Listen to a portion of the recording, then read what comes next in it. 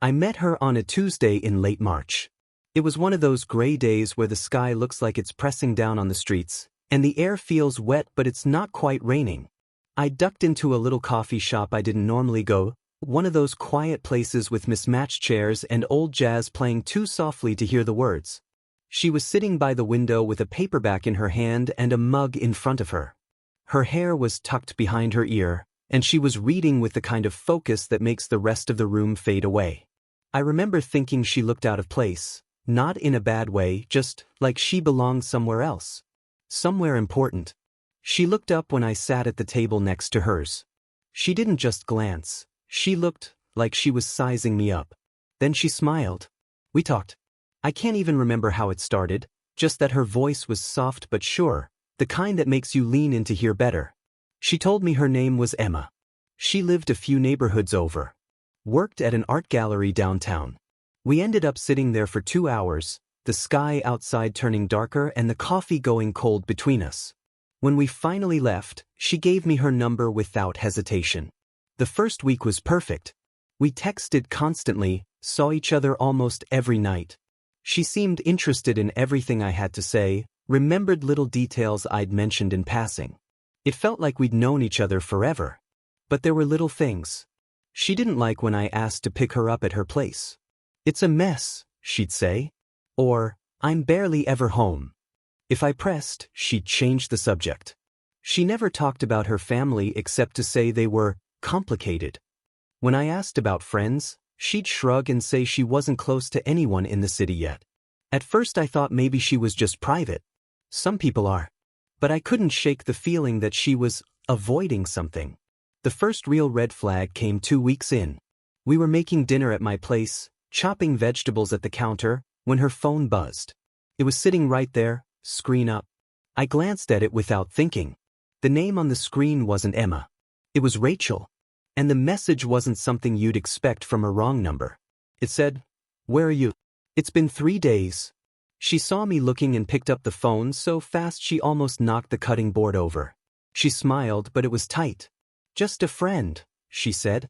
And then she put the phone in her bag. I told myself not to make a big deal of it.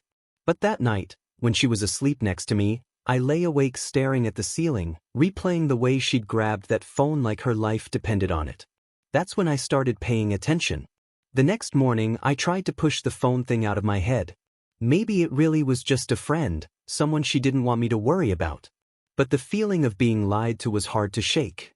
When I asked her about Rachel again, she got defensive, saying it was someone from a past job who kept texting at weird hours.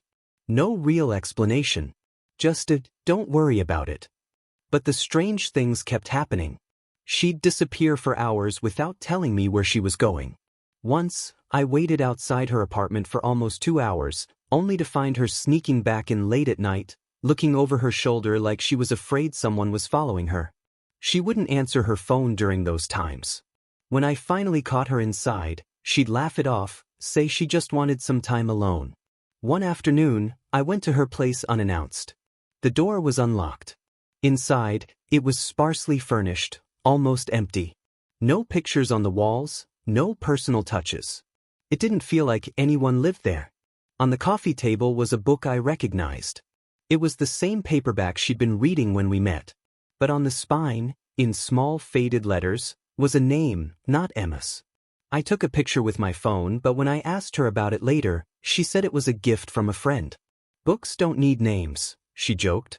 I wasn't laughing. The more I saw, the less I understood. Who was this woman? What was she hiding? Then came the night I followed her. That night, I couldn't sleep.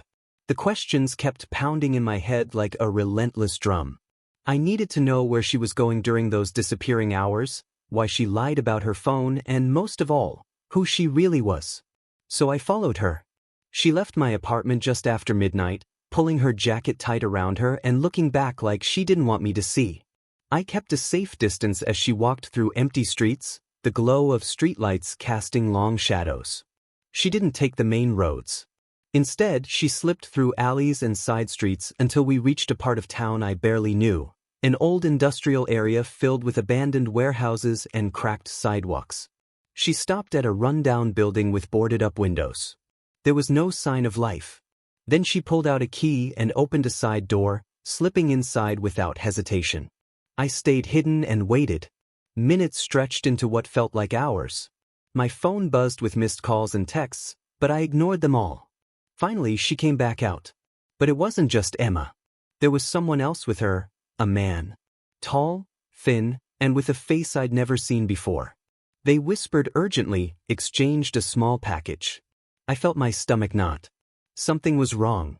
I decided I needed to confront her the next day. The next day, I waited until we were alone at my place. I didn't want anyone else around if she reacted badly. I made us coffee, set the mugs down, and said, "I saw you last night." Her hand froze halfway to the cup.